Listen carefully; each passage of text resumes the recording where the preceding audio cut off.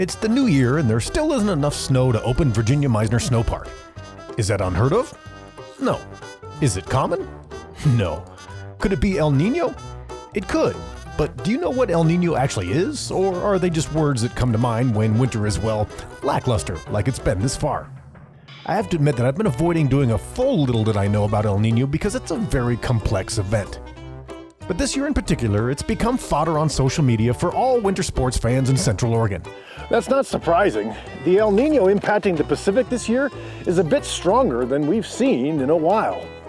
You have no idea how hard it is to explain this in just a few minutes, but let me see if I can give you a nutshell version of El Niño, because trust me, you don't want to go through a semester of thermodynamics like I did.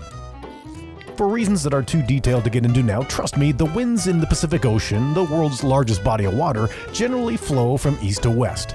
They're called trade winds. They are what make Hawaii such a grand place to... Oh, sorry, I was drifting off there.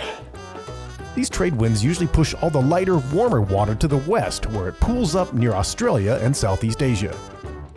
The warmer air rises, which makes for lower pressure, and as it rises, it cools, which leads to condensation and precipitation. Where the warm water came from is now getting replaced by heavier, colder water that is full of nutrients that make the fish, and the people who catch them, very happy.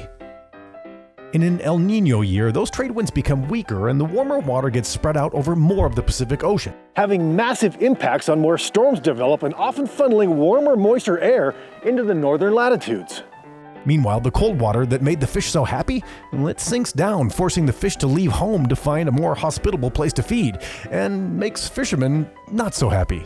Now here's the thing, for El Niño and its counterpart La Niña, which we've had every year for the last 3 years, the results in Central Oregon can be a bit of a toss-up. Last year's La Niña would have theoretically made California very dry in the winter, and we all know that wasn't the case.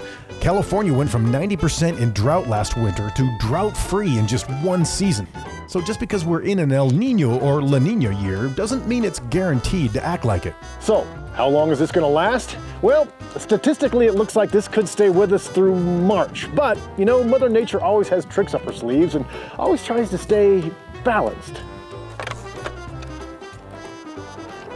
So don't put your skis away just yet. We're just getting started. For Central Oregon Daily News, I'm Scott Elmas.